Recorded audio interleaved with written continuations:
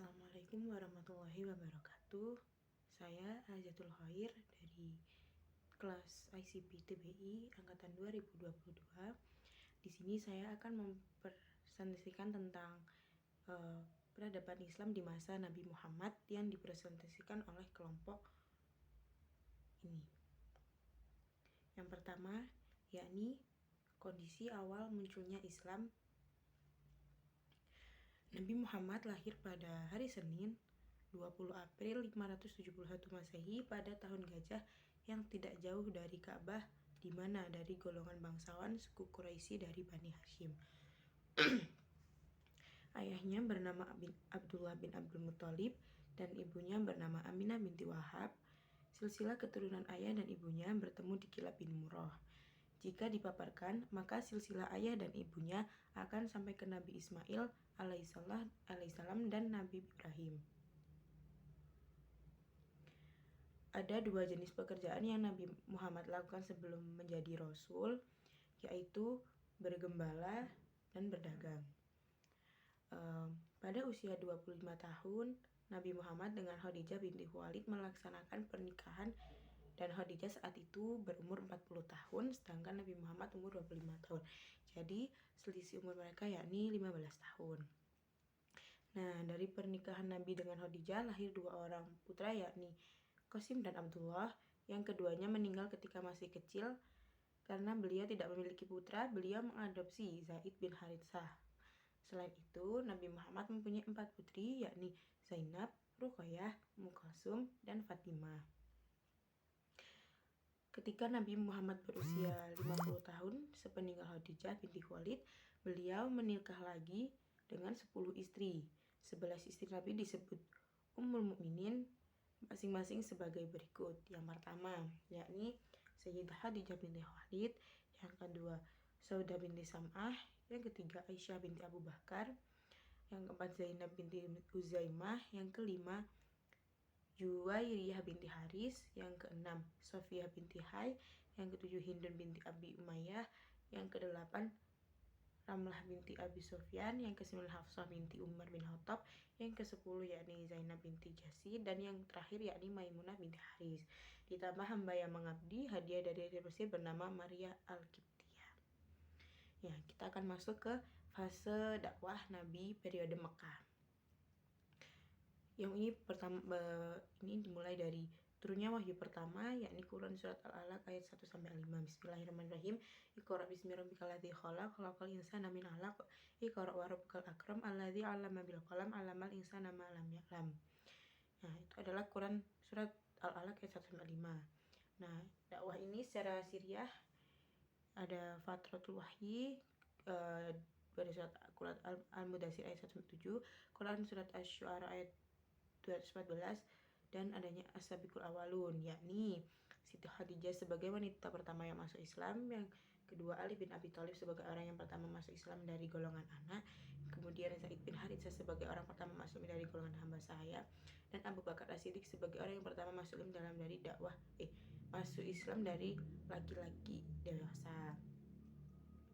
Nah, dakwah secara ini tadi itu ada dalilnya, yakni Quran surat Mudaththir ayat Al-Mudaththir ayat 1-7. Bismillahirrahmanirrahim. Ya ayyuhal mudaththir qum fa'anzir wa rabbuka fakabbir wa thiyabaka fatahhir wa rujza fahjur wa la tamnun tastakthir wa li rabbika fasbir. Ya, yang kemudian ada juga dakwah dengan secara terang-terangan, yakni jahar pada Quran surat Al-Hijr ayat 94. Ini bacanya fasta bima tu'maru wa a'rid anil musyrikin. Ya, nah, pada dakwah periode ini Nabi Muhammad mendapat penolakan dari Makkah, kemudian hijrah ke Taif, Habasyah, dan kemudian hijrah ke Madinah. Nah, ini prioritas dakwah Nabi Muhammad, yakni mengerjakan ketauhidan, mengerjakan hari kiamat sebagai hari pembalasan, merubah perilaku masyarakat jahiliyah, dan mengangkat dan melindungi hak asasi manusia. Nah, selama Nabi Muhammad berdakwah ini, tentu saja Nabi Muhammad mengalami banyak tantangan dan rintangan, seperti penghinaan, ancaman, siksaan terhadap Rasulullah dan pengikutnya. Kemudian bujukan harta, kedudukan, dan wanita. Kemudian membujuk Nabi untuk bertukar sesembahan, membujuk dan memprovokasi Abu Thalib, serta menghasut masyarakat Makkah. Nah, tapi semua dakwah yang dilakukan Nabi Muhammad akhirnya berujung pada kesuksesan dengan modal kesuksesan dalam berdakwah, yakni banyak itu. Tentunya kesabaran Nabi Muhammad itu adalah salah satu modal dakwahnya yang paling utama. Kemudian ada fase dakwah periode Madinah. Alasan Nabi berhijrah dari Mekah ke Madinah yaitu adalah karena siksaan dan ancaman dari kaum Quraisy di Mekah. Tahun Islam dimulai dengan hijrahnya Nabi ke Madinah pada tahun 622 Masehi.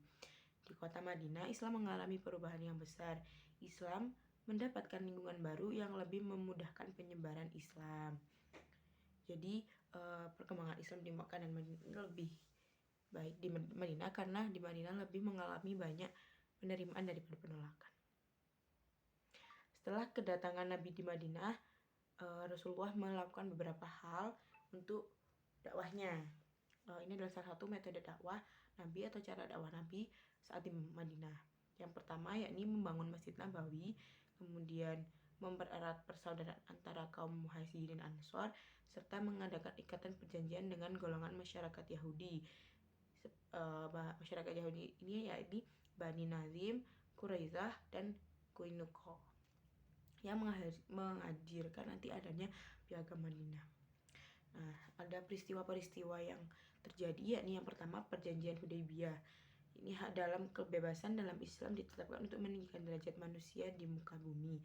Hak kebebasan itu antara lain pertama kebebasan dalam berkeyakinan, kedua kebebasan dalam berpikir, ketiga kebebasan dalam berpendapat, keempat kebebasan jiwa, kelima kebebasan dalam kepemilikan.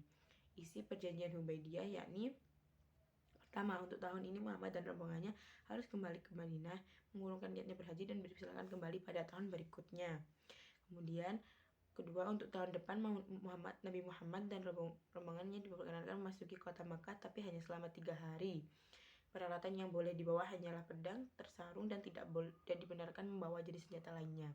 Kemudian, siapapun suku-suku Arab ingin mengadakan persekutuan dengan Nabi Muhammad ataupun pihak Quraisy harus diperbolehkan. Kemudian, warga Quraisy yang menyeberang ingin bergabung ke Madinah tapi tanpa seizin walinya, maka harus dikembalikan. Sebaliknya, bila warga Muslim Madinah dan ingin kembali ke Makkah, maka harus diperbolehkan. Yang terakhir